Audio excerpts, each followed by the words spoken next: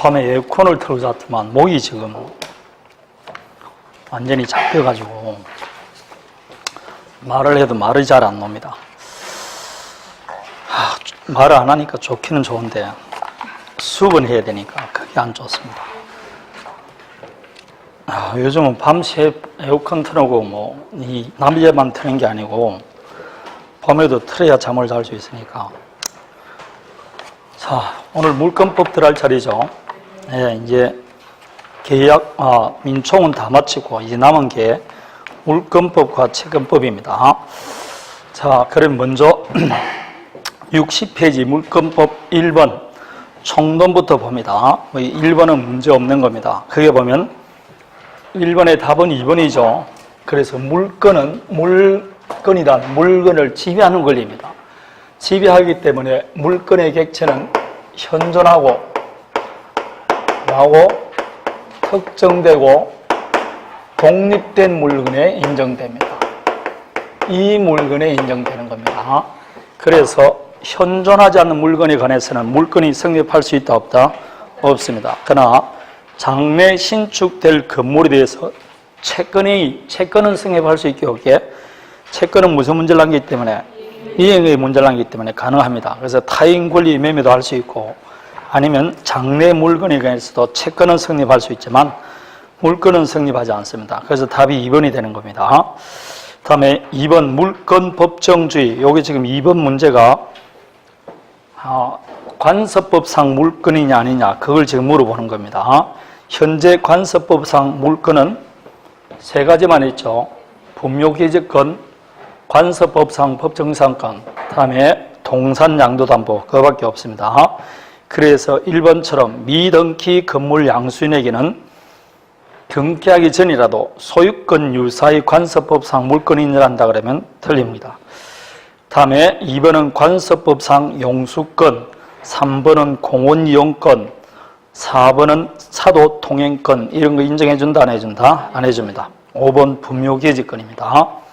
다음에 3번 또 우리 시험에 출제된 문제입니다.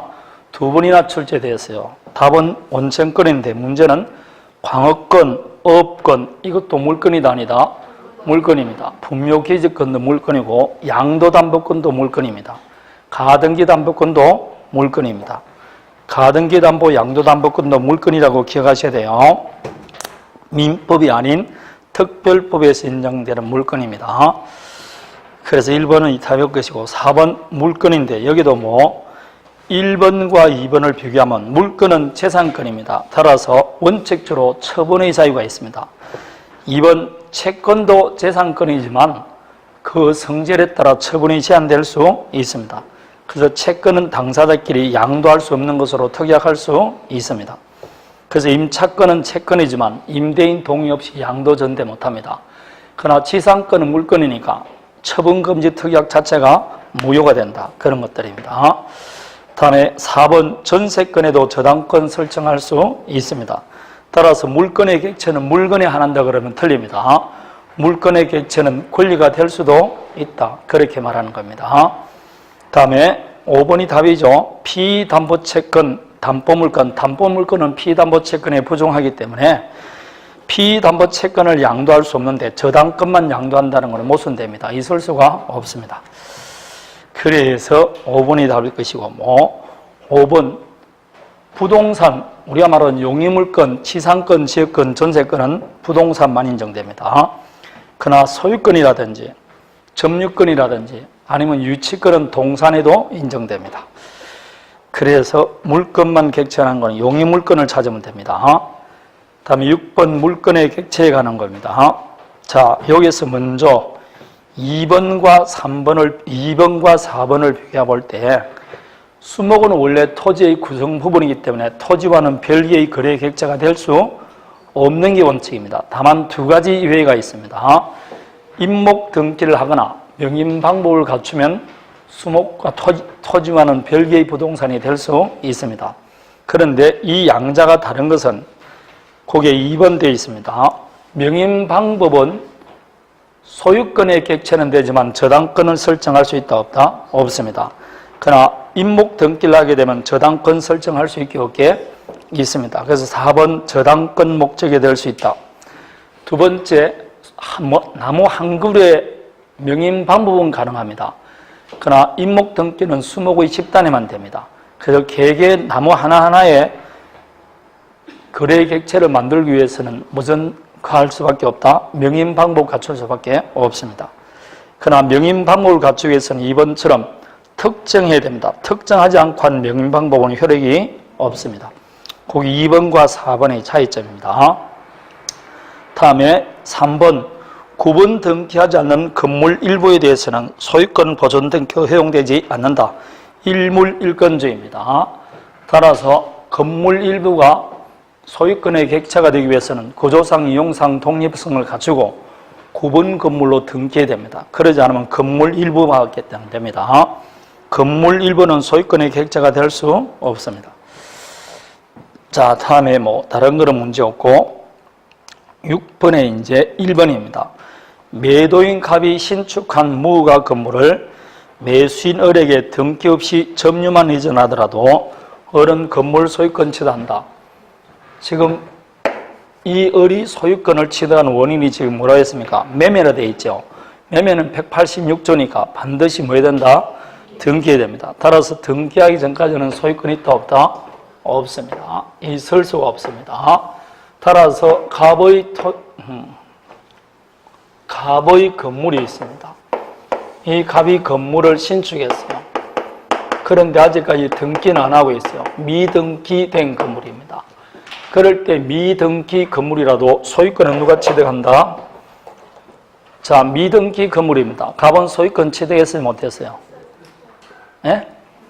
갑은 소유권 취득했습니까? 못했습니까? 이 사상에 건물에 소유권자가 없는 건물이 어디 있습니까? 응? 누가 소유자라고?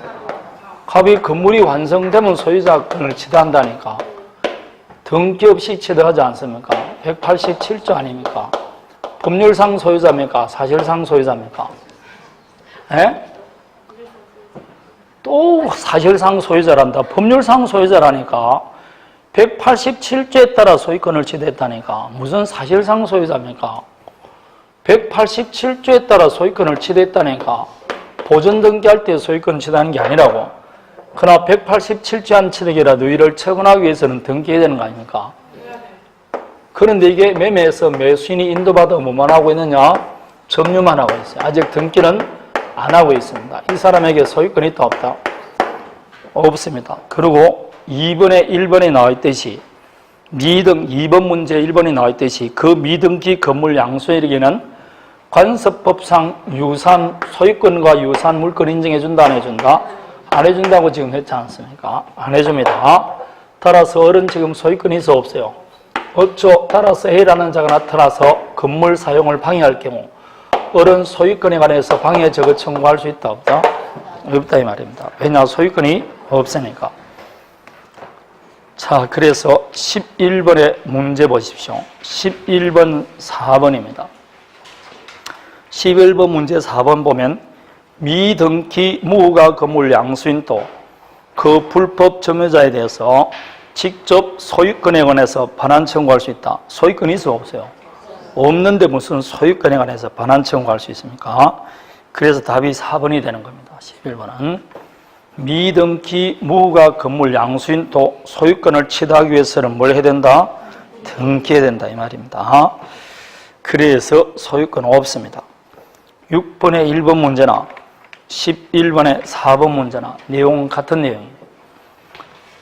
자, 다음에 7번 일물일건주의입니다. 하나의 물건 위에는 하나의 물건만 성립하는 게 원칙이다. 여기 외가 뭐가 있습니까? 용익물건입니다.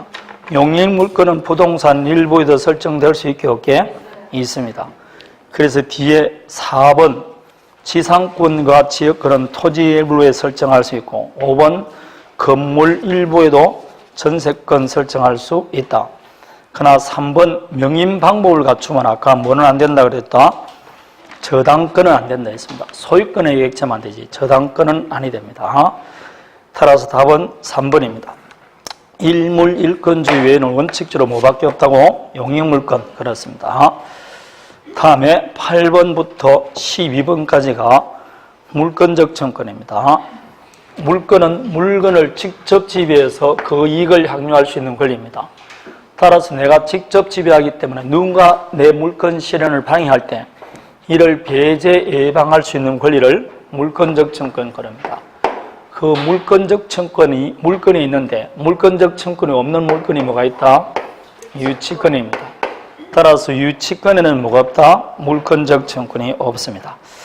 그래서 유치권은 물권적 청권이 없다. 다음에 물권적 청권은 종류가 세 가지가 있습니다.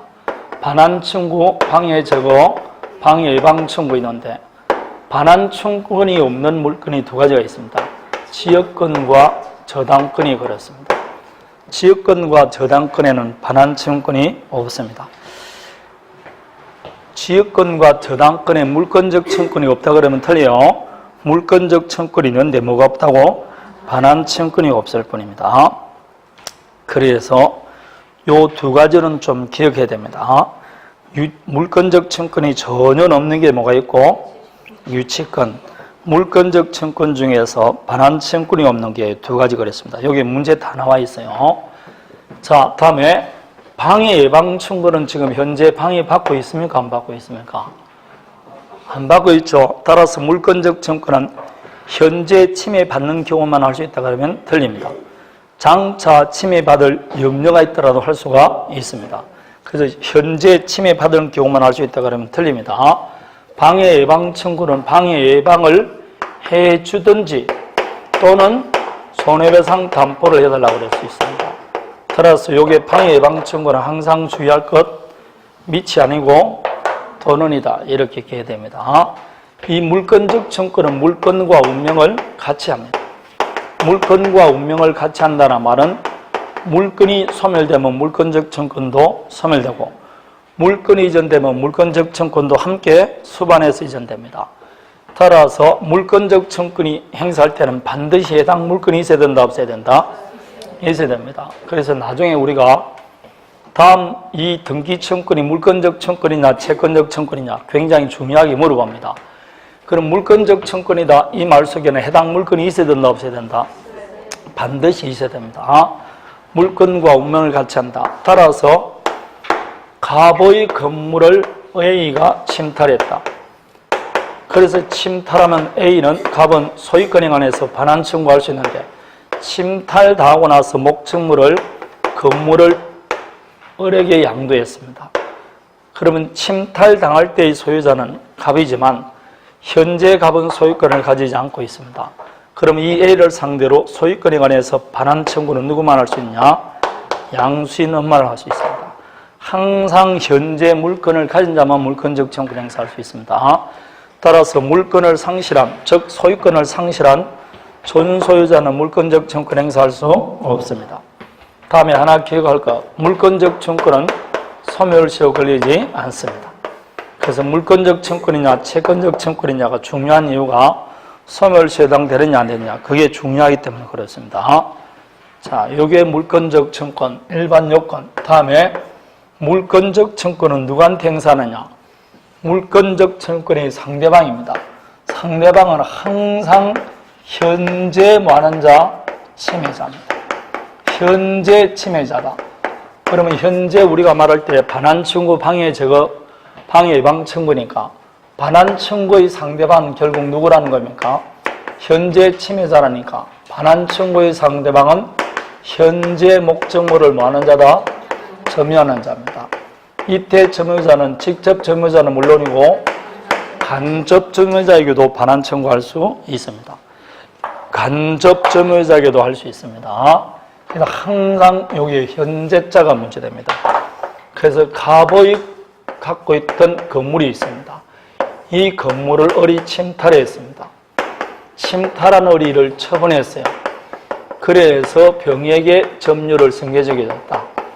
그럼 갑은 소유권에 관해서 반환 청구는 누구한테만 하느냐? 병에게만 한다는 것 답입니다. 을은 침탈했던 자지만 현재 점유하지 않고 있으니까 그 자를 상대로는 반환 청구할 수 없습니다. 자, 이게 물권적 청구입니다. 자, 그러면 8번을 보면 요건입니다. 1번 물권적 청구는 침해자의 고의과실을 요하지 않습니다. 자연적 현상에서 침해되더라도 행사할 수 있습니다. 2번 물권적 청구는 소극적인 권리가 아니고 적극적으로 상대방에게 일정한 행위를 청구하는 권리입니다. 그걸 이걸 행위청구권설이라 그래요. 따라서 이때에 들어간 비용도 누가 부담해야 되느냐?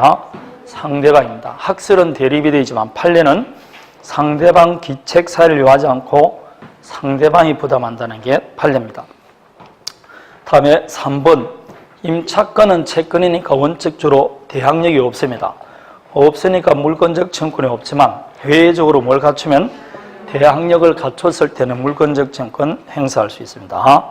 답은 4번이죠. 다음에 물권적 청구권은 예컨대 시험 문제 물권적 청구권은 손해배상 청구권을 수반한다 그러면 맞습니까? 물권적 청구권은 손해배상 청구권을 수반한다. 물권적 청구권 행사할 때 언제나 손해배상 청구할 수 있다. 맞아, 틀려요. 물권적 청구는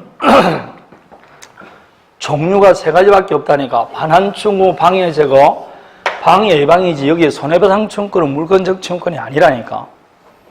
물권적 청구권이 이 세 개 하는 걸 물권적 청구권이라 한다니까.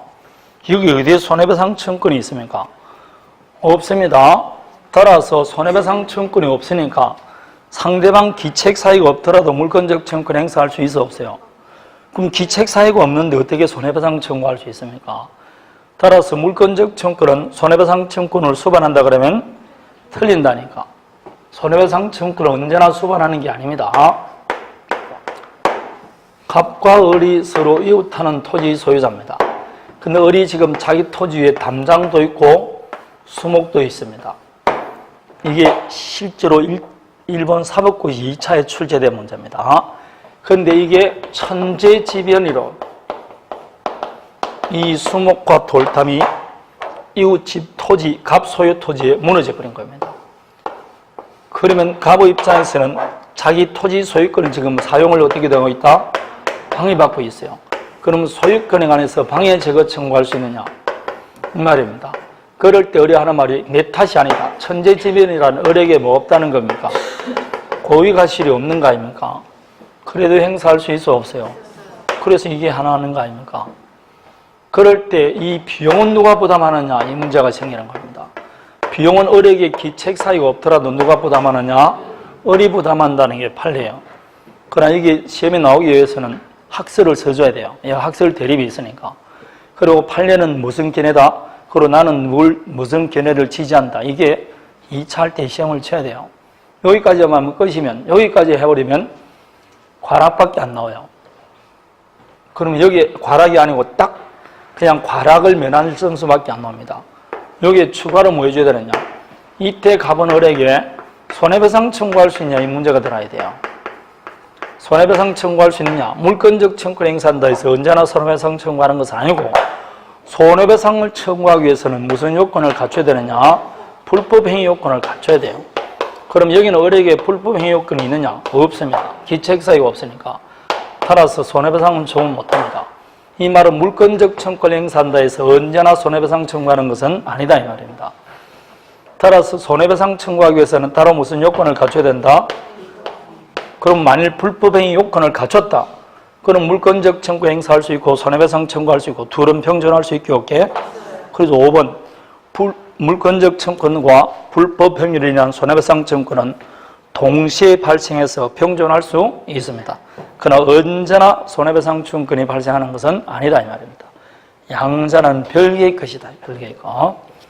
그래서 불법행위 요건을 갖출 때만 불법행위 책임을 물을 수 있습니다.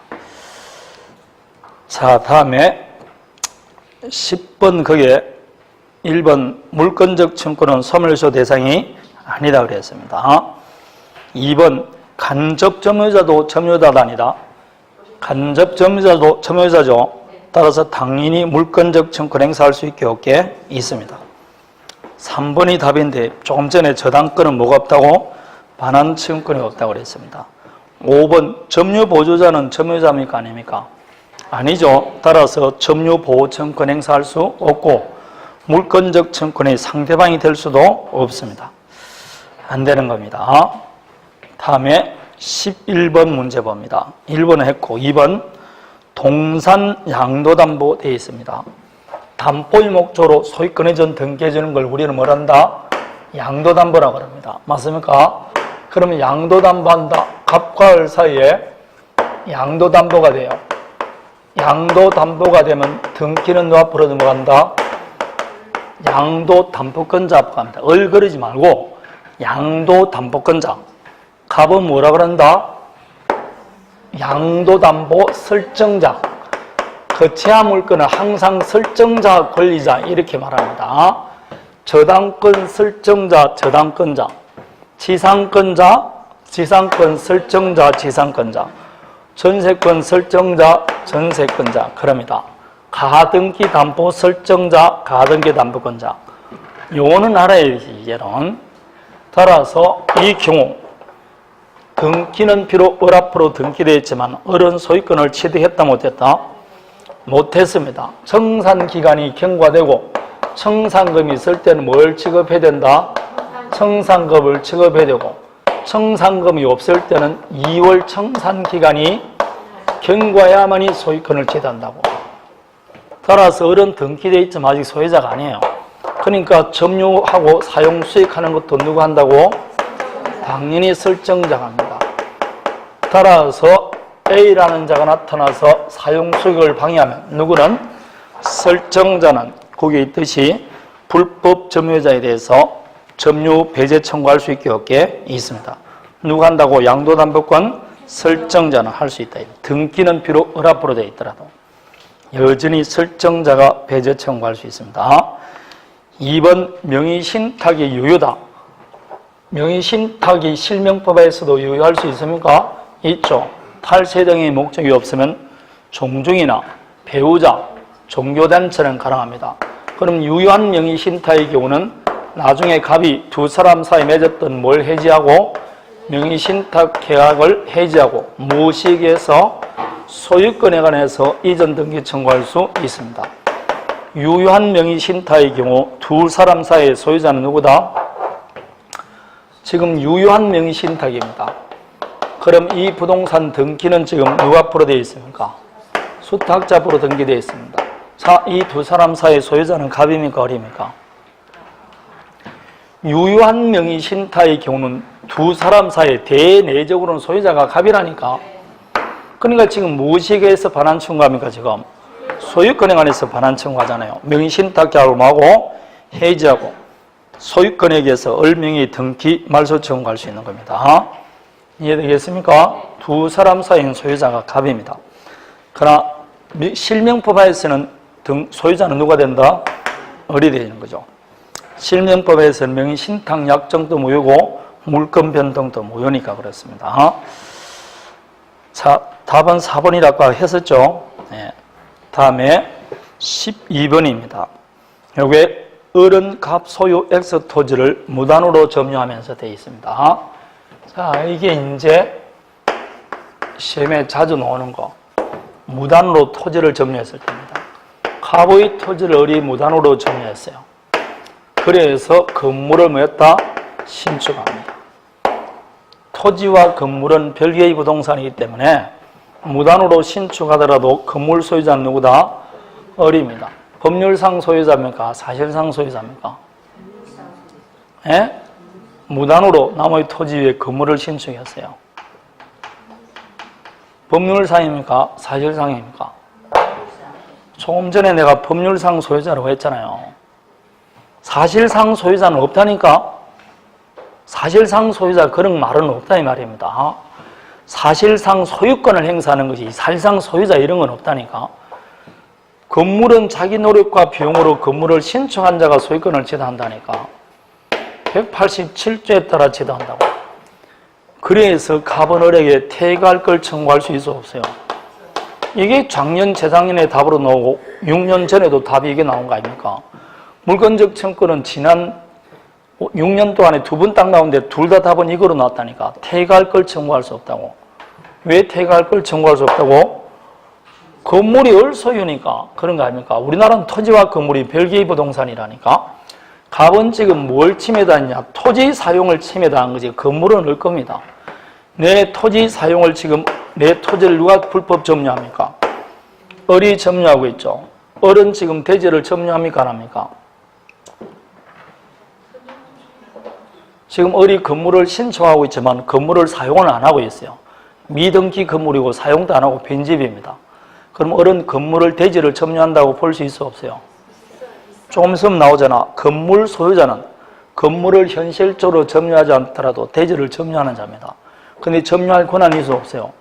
그러니까 남의 토지를 지금 무단으로 점유하는 거 아닙니까? 방해 제거해야 되겠죠. 어떻게 방해 제거하면 된다고? 건물을 철거하고 토지를 명대달라. 이렇게 방해 제거 청구합니다.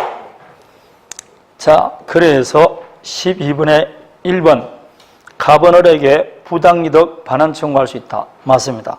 점유할 권한이 없는 자가 이익을 얻고 있으니까.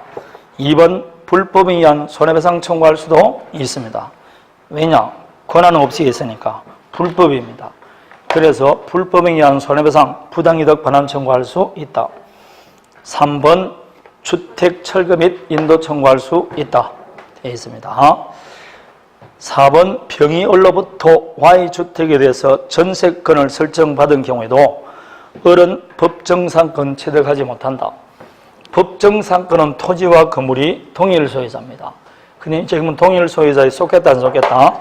안 속했으니까 법정상권 취득 못합니다. 다음에 Y주택 점유자가 대항력 있는 임차인이다. 자, 여기서 두 가지 문제를 지금부터 봅니다. 이렇게 미등기 무허가 건물을 가지고 있는 자가 이를 처분합니다. 매도합니다. 그래서 그 매수인이 인도받아 점유만 하고 있어요. 아직 뭘 안 하고 있다? 등기는 안 하고 있어요. 이렇게 미등기 건물을 매수해서 인도받아 점유하는 자, 이 자를 상대로도 건물 철거 및 명도 청구할 수 있다 없다?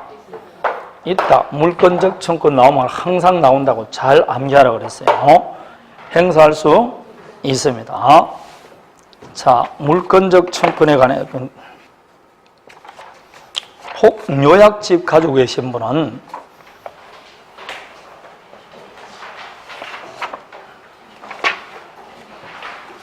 물권적 청구권을 한번 봅니다.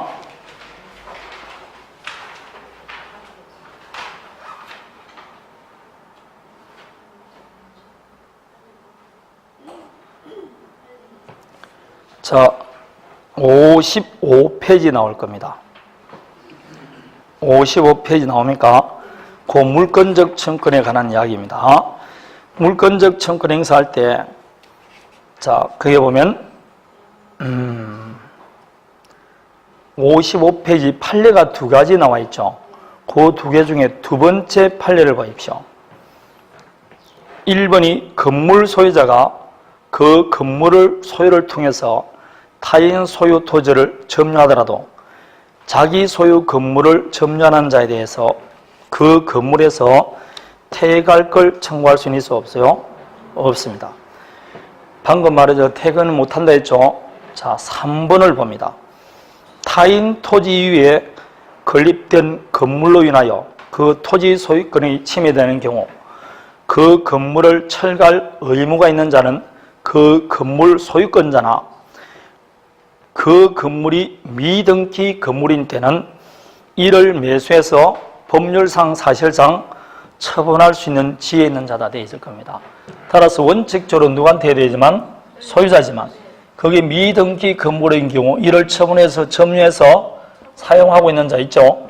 요 자를 상대로도 철거 청구할 수 있다라고 되어 있습니다. 요거 하나 기억해야 됩니다. 그런데 요 을이 지금 똑같은 건물입니다. 요걸 병에게 임대를 줬어요. 그래서 누가 점유하고 있다? 임차인이 점유하고 있습니다. 그럼 이 임차인을 상대로는 건물 철거 및 토지 명도 청구할 수 있게 없게? 없어요. 임차인은 소유자가 아닙니다. 아니게 되면 이 건물을 점유하지만 대지는 점유하는 자가 아니에요. 대지는 무조건 건물 소유자가 점유합니다. 따라서 이 경우는 누구한테 철거 청구해야 된다고?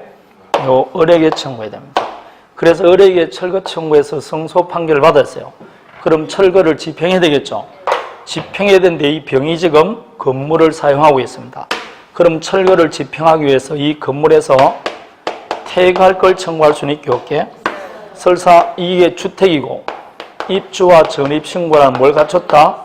대항 요건을 갖췄자 할지라도 철거 청구할 수 있습니다. 그게 2번 판례고 그 문제가 어디에 나와 있다?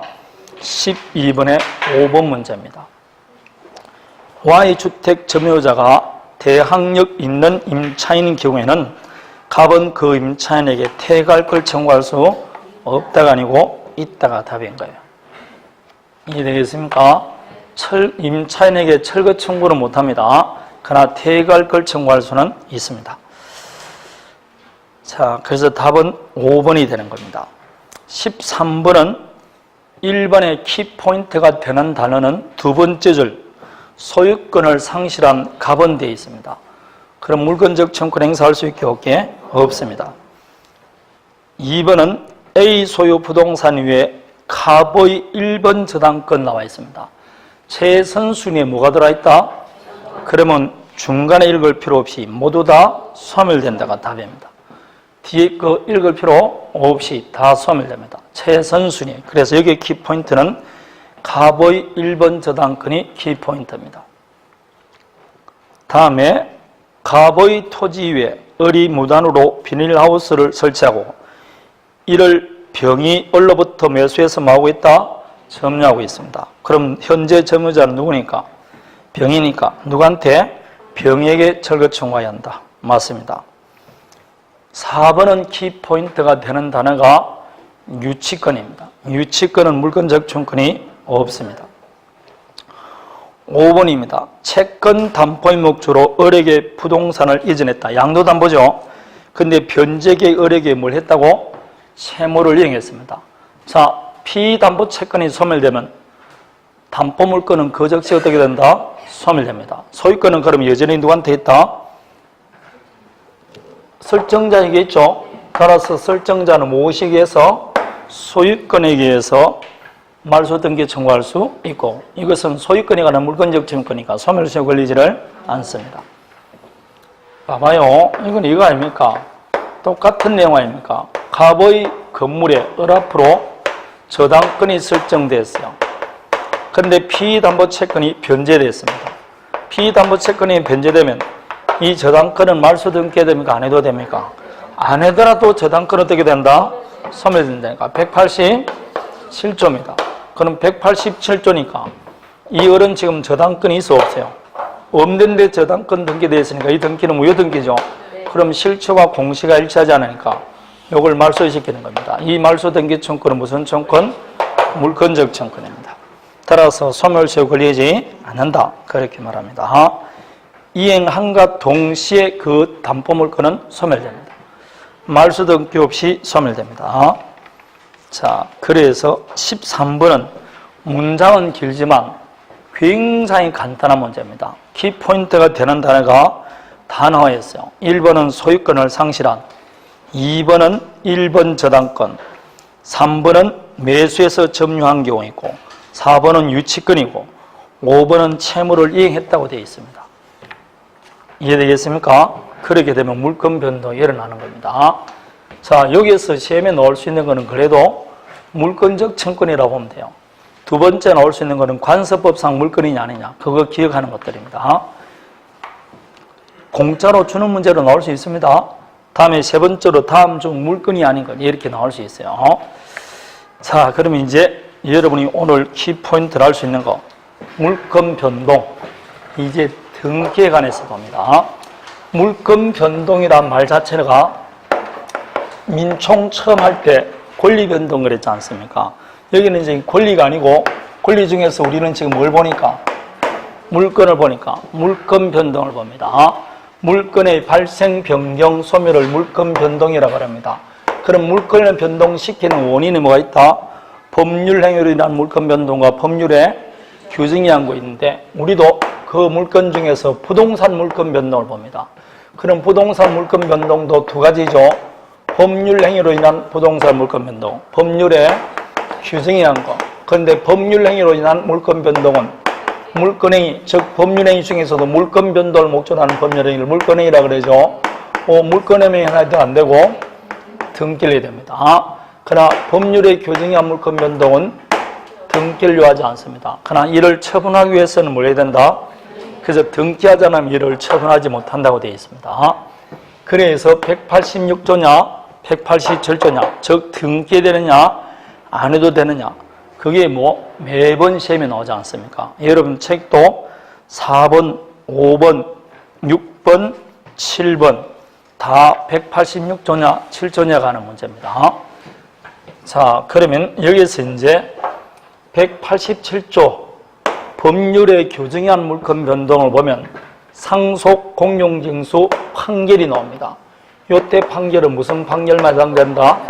형성 판결이고 여기에서 우리 시험에 나올 수 있는 형성 판결을 예를 드는 것은 뭐밖에 없다?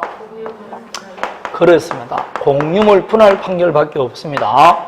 따라서 그냥 판결 나오면 공유물 분할 판결 아니면 전부 다 무슨 판결? 이행 판결. 이행 판결은 등기해야 된다 안 해야 된다? 그래서 항상 나오면 일단 이행 판결이 시험에 나옵니다. 시험에 나오면 무조건 판결이 그렇게 나옵니다. 여러분 책에도 지금 보면 5번의 기억 보십시오. 부동산 소유권 이전 등기일 절차 이행을 청구하는 소송. 거기에 판결 나오니까 무슨 판결? 이행 판결. 6번의 1번도 소유권 이전 등기 청구 소송에서 성소 판결. 거기 어디에도 공유물 분할 판결이라 말이 없지 않습니까? 그러면 다 186조입니다. 187조는 형성 판결밖에 없어요. 다음에 하나 187조는 점유취득시효입니다. 점유취득시효는 법률의 규정한 물권 변동이죠. 그러나 245조에 뭐 하라고 되어 있다? 등기하려 되어 있으니까 요거는 외적으로 뭘 해줘야 된다? 등기해 줘야 된다는 거. 요거 잘 기억해야 됩니다. 다음에 조금 전에 말했어요. 피담보 채권이 뭐 되면? 소멸되면 모든 담보 물권은 뭐 없이? 등기 없이 소멸됩니다. 따라서 이것도 뭐라고? 187조입니다. 지금 시험에 나오는 것만 잘 이야기합니다. 요게 그래서 하나 주의해야 될 것이고 다음에 법정자 붙은 거는 다 법률의 규정입니다. 따라서 법정지상권을 취득할 때도 뭐 할 필요 없고 등기하지 않고 법정갱신이더라도 등기할 필요 있어 없어요.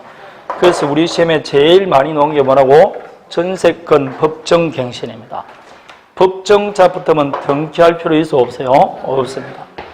법정자 붙으면 등기할 필요 없습니다. 그래서 먼저 이게 일단 중요한 겁니다. 다음 중 186조나 7조나 나오면 반드시 문항에 나오는 게 취소와 해제란 말이 나와요. 계약이 무효 취소 해제되면 판례는 유인성을 취하기 때문에 해제와 동시에 물건은 바로 복귀 됩니다. 뭐 할 필요 없다? 등기할 필요 없이 187조라는 거 반드시 기억해야 돼요. 이거는 안 나올 수가 없습니다. 무효 취소 해제란 말이 나오면 다음에 존속기간이 만료됐을 때 용익물건은 존속기간이 만료되면 어떻게 된다? 기한이 도래했기 때문에 말소 등기 없이 바로 소멸합니다. 그래서 전세권에서 제일 많이 나왔죠. 전세권 존속기간이 만료되면 뭐 할 필요 없이 등기, 즉 말소 등기할 필요 없이 전세권은 소멸한다는 거. 이런 것들입니다. 이게 이제 186조냐 7조냐 할 때 가장 기본적으로 나온 거. 그거 외에 뭐 공용징수 이런 거는 다 알 수가 있는 거 아닙니까? 그거 외에 공용징수라든지 경매는 등기할 필요? 그걸 뭐 이 얘기 해야 됩니까? 다 아는 것들이지. 자, 그래서 4번을 보면 취득시효 완성돼 있죠. 뭐 해야 된다? 등기. 2번 포괄유정. 포괄유정은 뭐와 같다 그랬죠? 상속하고 똑같다 그랬습니다. 상속 그러면 등기할 필요 없습니다. 다음에 3번 또 판결 나오죠? 무슨 판결입니까? 이행 판결이죠. 형성 판결이 아니잖아. 그러니까 당연히 186조입니다. 그래서 1번 또 등기해야 되고 3번 또 등기해야 됩니다. 다음에 4번 화해조서. 화해조서라도 등기해야 된다 안 해야 된다? 판결은 형성 판결밖에 없다고 그랬습니다. 확인 판결 다 등기해야 됩니다. 다음에 5번의 니은을 보십시오. 키포인트가 되는 단어가 뭡니까? 해제입니다. 그럼 등기할 필요 있어 없어요? 없습니다. 187조입니다. 디귿은 경매죠. 매각디귿 완납과 동시에 소유권 지도합니다. 리을은 시어초득도 나왔지 않습니까? 뭐 여러 번 나온 거. 다음에 6번을 봅니다. 6번에 2번은 키포인트가 뭐라고? 법정갱신입니다. 뭐 할 필요 없이 등기 없이 그 권리를 주장할 수 있습니다. 3번 신축 건물 보존 등기를 건물 완성 전에 했습니다. 그러면 건물도 없는데 보존 등기하니까 무효죠. 그러나 그 후 건물이 완성되면 하자가 치유가 됐기 때문에 그 등기는 유효한 등기입니다. 다음에 무후가 건물 신축자는 등기 없이도 원시 취득하지만 이 말은 맞습니까? 틀립니까? 맞아요. 맞죠? 그러나 이를 양도할 때는 뭐 해야 된다? 등기해야 됩니다. 등기 없이는 양도할 수 없습니다. 자, 5번입니다. 공유물 분할 나오기는 나오는데 판결입니까? 조정이 성립했습니까? 조정이죠. 그럼 판결이 아니죠. 그럼 이때는 뭐 해야 된다? 등기해야 됩니다. 따라서 조정이 성립할 때 변동된다 했으니까 틀렸습니다. 등기할 필요 없습니다. 지금 4, 5, 6, 7 이렇게 나와 있는데 여기 있는 것만 다 봐도 다 맞출 수 있습니다.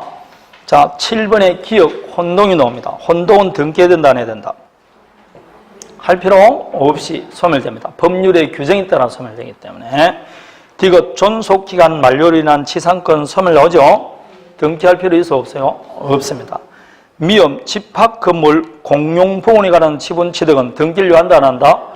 공용 부분에 관한 물건의 덕실 변경은 등기를 요하지 않는다 되어 있지 않습니까? 그래서 않는 겁니다. 자, 여기까지 하면 모조리 다 했다고 보면 돼요.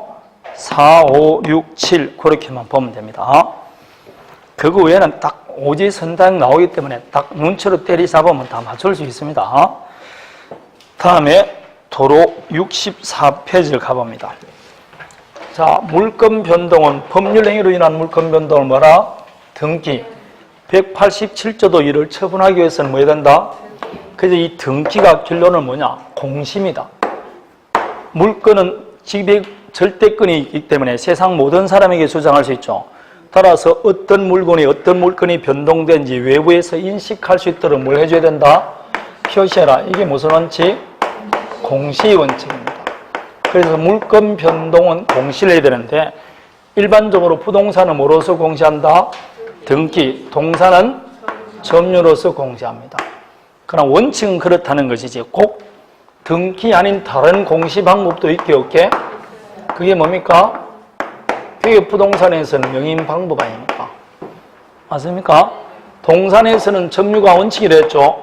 그러나 자동차는 점유입니까? 등록입니까? 그니 이런 거는 등록이라고. 그럼 이렇게 등록한다, 명인 방법을 갖춘다, 다 뭐 하는 겁니까? 공시하는 겁니다. 어떤 상황을 외부에서 인식할 수 있도록.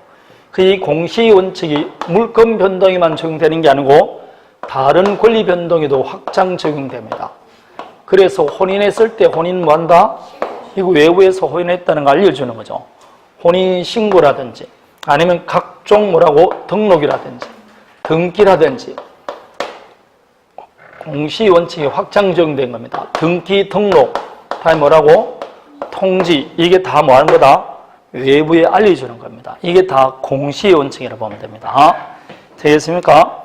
그래서 2번 보면 그게 문제 3번에 보면 채권 양도에 대한 통지 나와 있죠? 그런 게 다 공시 원칙입니다. 두 번째는 방금 물권 변동을 외부에서 인식할 수 있도록 뭐 하라 그랬다? 공시하라는데 그 공시가 잘못됐을 때 그래도 공시를 믿었을 경우 믿은 그대로 권리 변동을 인정하는 것이 뭐란다? 공신의 원칙이라고 합니다. 공시수단을 신뢰한 경우입니다. 합의 자전거 소유자입니다. 자전거를 을에게 빌려줬어요. 빌려주면 을이 점유를 하고 있습니다. 자, 이 자전거는 지금 동산이고 동산의 공시 방법 뭐라고? 점유인데 그럼 누가 소유자라고 공시되어 있어요? 에? 외부로 봤을 때는 이 자전거는 누가 소유자라고 공시가 되어 있냐니까? 점유가 을 앞으로 되어 있으니까 을 앞으로 되어 있잖아. 부동산 같으면 등기가 누 앞으로 되어 있다는 말입니까? 을 앞으로 되어 있다는 말이라니까? 공시가 되어 있잖아 지금. 그럼 실제상 소유자는 누굽니까? 갑이죠. 근데 공시는 누앞으로 되어 있다고? 을은 지금 소유권이 있어 없어요? 없지만 을이 지금 소유자라고 뭐로 되어 있으니까? 공시되어 있으니까 우리 그 공시를 믿고 거래한다니까. 그래서 매매한다. 이렇게 잘못된 공시를 믿더라도 믿은 그대로 권리 변동을 인정해줘요. 이런 걸 뭐라고? 공신의 원칙이라고 그런다고. 따라서 병은 소유권을 취득한다 못한다? 요건을 갖추면 소유권 취득합니다.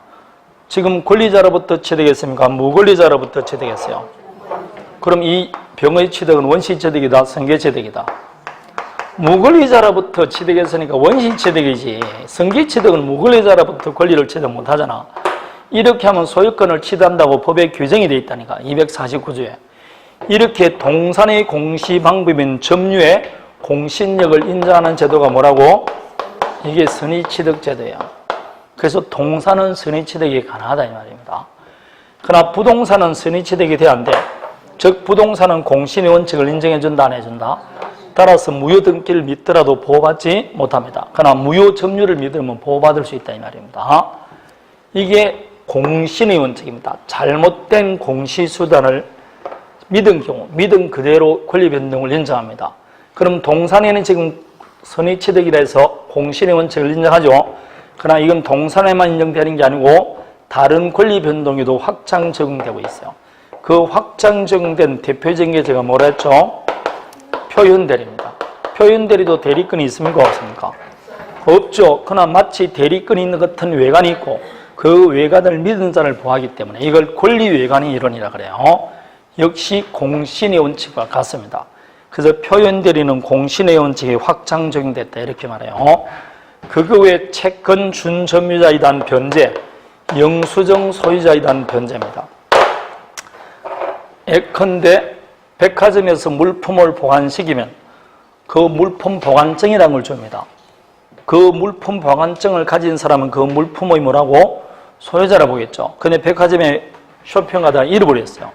그러면 그 물품 보관표를 딱 가지고 죽은 사람이 센터에 딱 내면 그 센터 직원은 그 사람이 뭘 갖고 있으니까 그 물건 보관증을 갖고 있잖아. 이게 영수증이에요. 그럼 이 물건 소유자인 줄 알고 취급할 수 있어 없어요? 그러면 그것은 유효한 취급이 됩니다.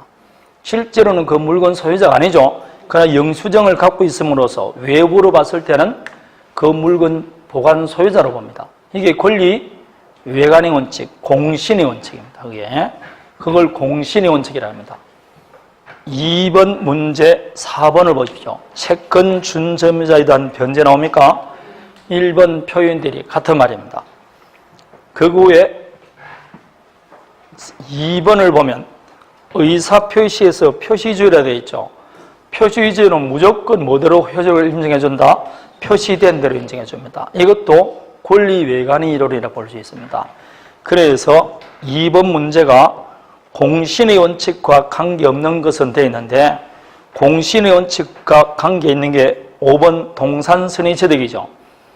플러스 1번 표현대리고 4번 채권 준점유자에 대한 변제고 2번 표시주의고 그렇습니다. 3번은 뭐에 가는 거다? 공시의 원칙의 확장이지 공신의 원칙이 아닙니다. 공시의 원칙, 각종 통지, 양도 이런 것은 공시라 했습니다. 공시. 자, 다음에 3번은 세 번째 줄 소나무 59류에 각각 뭐라고 적었다고? 합이라고 적었죠. 무슨 방법? 명인 방법. 따라서 명인 방법에서 소유권을 취득합니다. 3번은 답이 몇 번? 3번이죠. 그래서 이게 대표적인 명인 방법입니다. 명인 방법을 갖출 때는 따로 이목 등기할 필요 있어 없어요? 없습니다. 다음에 8번부터가 등기에 관한 것인데 여기서 이제 등기의 일반적 효력에 관한 것이 나옵니다. 8번부터 좀 쉬었다 할까요? 네, 쉬었답니다.